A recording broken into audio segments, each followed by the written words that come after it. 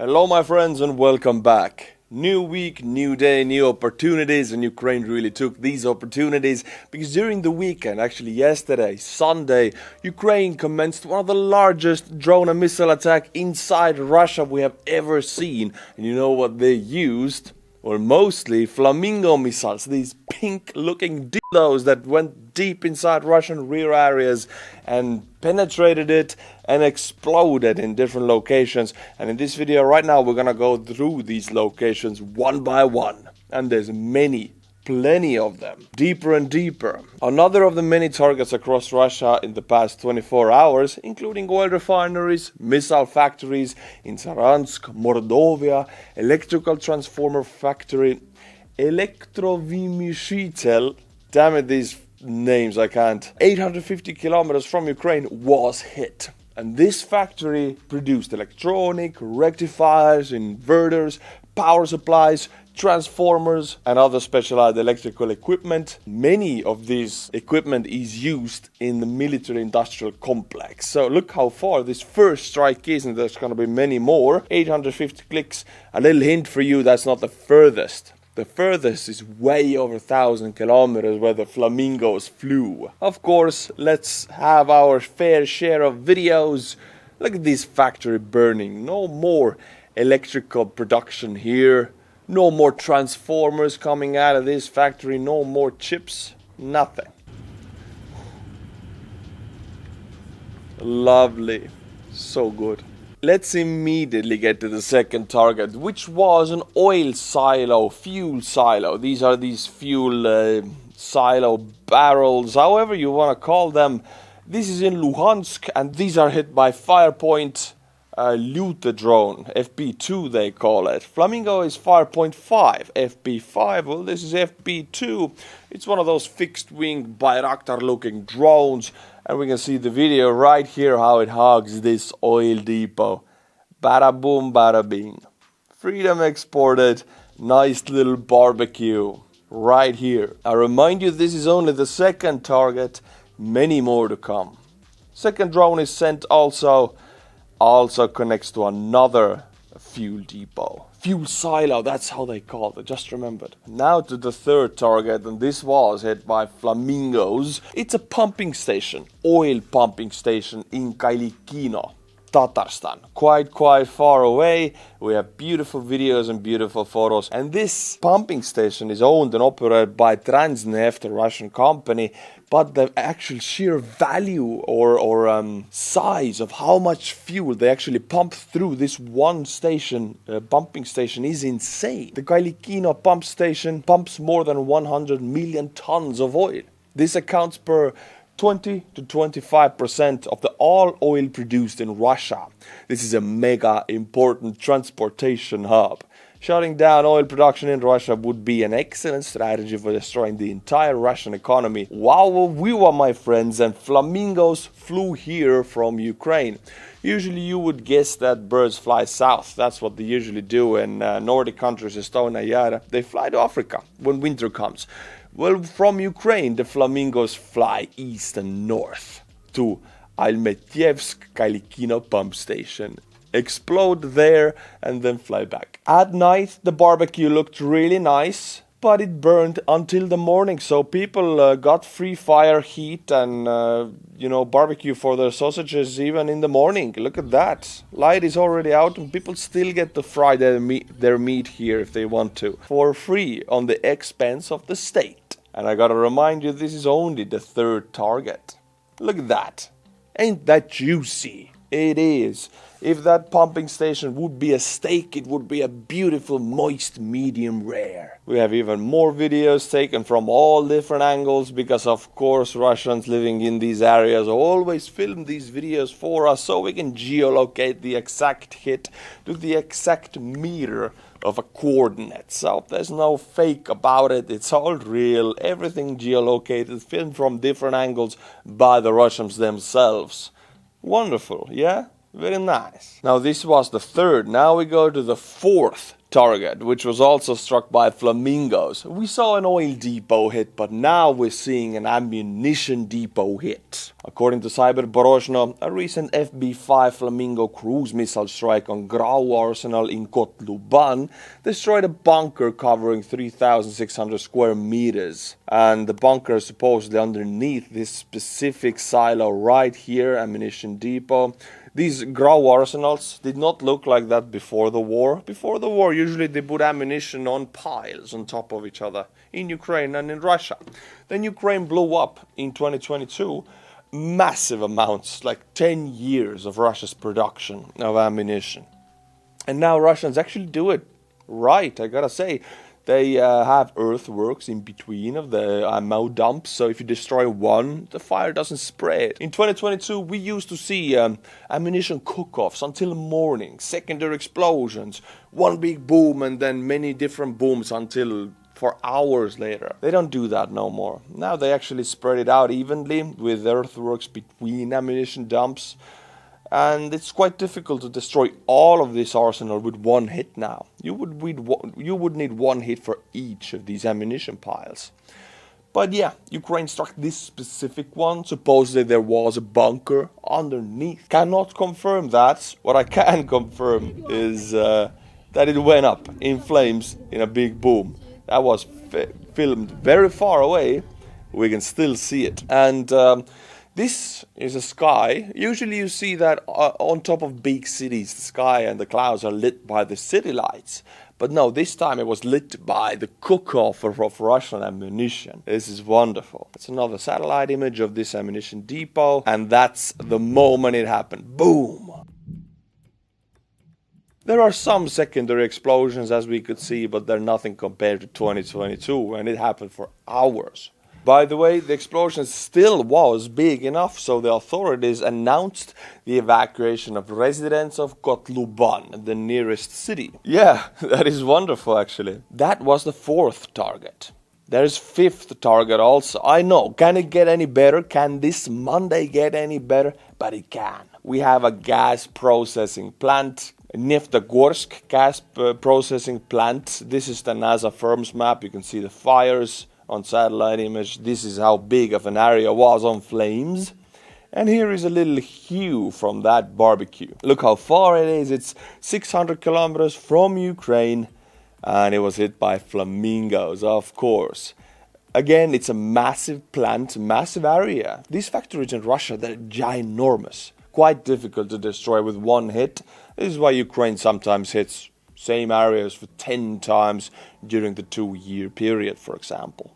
The plant services the Gazprom-controlled Orenburg-Samara gas pipeline, processing 300 plus million cubic meters of gas products yearly. That's the pipeline this specific plant services. And now the plant is knocked out cold. But wait! There's more. Like this all wasn't enough. There's even more Flamingo trajectories into Russia to top it all off. And this is the cherry on the pie. Flamingos flew to the home of Russia's Iskander missiles. If Flamingos are Ukrainian cruise missiles, Iskander are Russia's ballistic missiles. So Flamingos decided to visit the home of where they make these Iskanders and blow a big, massive hole onto the roof of the production building. They put Iskander missiles together in this specific building right here. Yeah, they did strike the Iskander factory.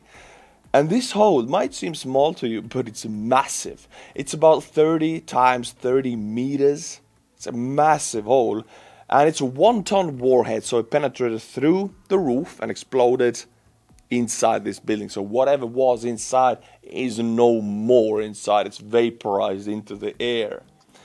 Here's the before and after. This is very nice. The plant's called Vatkinsk plant in Russia's Udmurtia Republic. Udmurtia, by the way, Finno-Ugric area, Finno-Ugric peoples, not Russian in any way, different culture, different language, different roots of the tribes.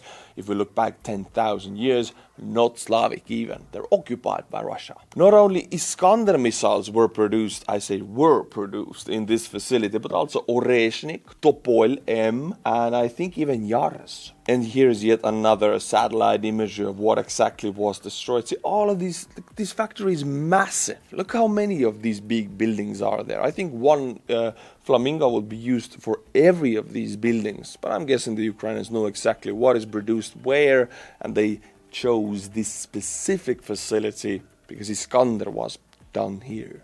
By the way, Putin actually visited this very same factory right here. So he has been here. It's 1,400 kilometers from Ukraine. And if you're Putin, you might think, I'm safe here. We have air defense. We have 1,000 kilometers. No, not for the Flamingos. These pink dildos will penetrate deep enough for the gargoyle midget to be hit. You know what I'm getting with this, my friends. Such an opportunity cannot be wasted. On the screen here you can see Ukraine launching these beautiful pink Flamingo dildos into Russia. And you should celebrate with the Ukrainians with wine from Bakhmut. Art Wine managed to smuggle out a few thousand bottles before Prigozhin stole all of the rest. And by the way, they stole millions of bottles. So a few thousand left is quite little. You can get your hands on that wine. Link is in the description below. It's a very finite amount of those bottles. So if you want them as a memory item or to just toast with the Ukrainians, because yesterday was one of the biggest Flamingo attacks we have ever seen, go and get Art Wine Flamingo edition for you and your family. Link is in the description, my friends. Before we look into the Ukrainian counteroffensive into Zaporizhia Oblast, and there's a lot to look into because they have advanced over 400 square kilometers in less than a month, I have a video from the 80th Assault Brigade, Air Assault Brigade. So these are Ukrainian paratroopers, semi-elite forces, better equipped, better armed than some other perhaps territorial defense brigades. Well, they gave us a video of their fiber optic drone. Yes, Ukrainians also use them a lot. Finding a Russian warehouse. Let's now look what was inside this warehouse. One Bukanka vehicle, two Bukankas. A lot of ammunition. I'm guessing these piles right here, they are bullets, just bullets. Like tens of thousands, hundreds of thousands of bullets here. Some Desert Cross Chinese trucks, or are they Bukankas? I cannot tell. Well, it's about 6-7 vehicles. They use these for assault, believe it or not. Even maybe 10 vehicles. More ammunition. Insane amounts of ammunition just laying here. And even back here, more ammunition.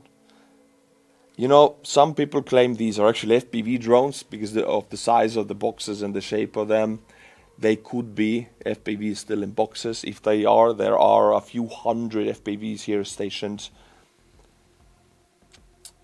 And look at all these juicy vehicles ready for an assault. Well, not gonna happen. No, they will be knocked out cold, but this is definitely too much for one Ukrainian drone to handle.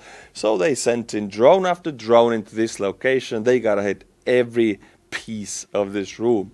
And look at these boxes. Yeah, they very well could be FPVs inside. It's either ammunition or FPVs.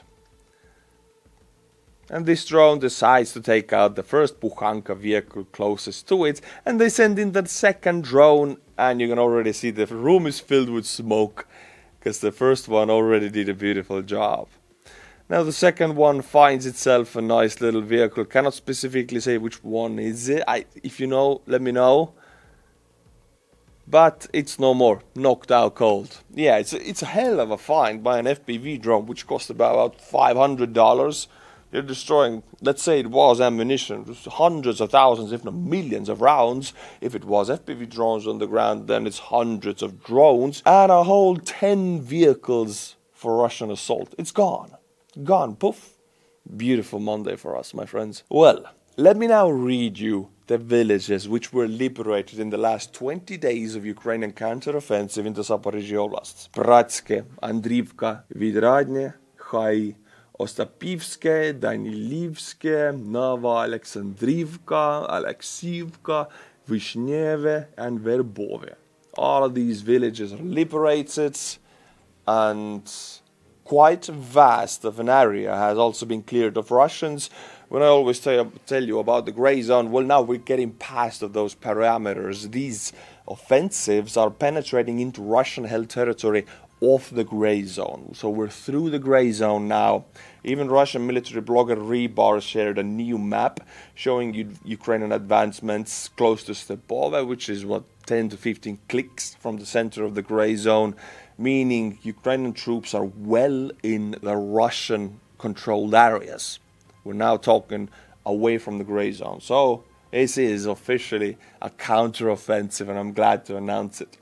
Look at these. All these yellow striped areas are areas that Russians claim that Ukrainians have liberated. And altogether, the map looks like this. The blue areas are new. It's about 400 square kilometers in 20 days. It's very nice, I gotta say. And it's about 1/3 of what Ukraine managed to take back from Russia in the entire 2023 summer counteroffensive. So this is much more effective than the 23 summer counteroffensive, when Ukrainians used about 10 times more men. By the way, as we can see, Ukrainians are aiming to sever a big Russian logistics route. This is a highway right here. These highways are important. It's not like you can push logistics through any kind of fields or mud roads. If you have a paved road, you must protect it, because this is the fastest way to supply your troops. Very important. And we can see the 20th and the 8th Corps of the Ukrainians pushing towards this logistical route, but the tempo of them advancing, we can assume there's not much armored push. It's mostly infantry pushing against infantry. That's how it is. That's the reality right now. The most important thing on the front, not drones, it's infantry.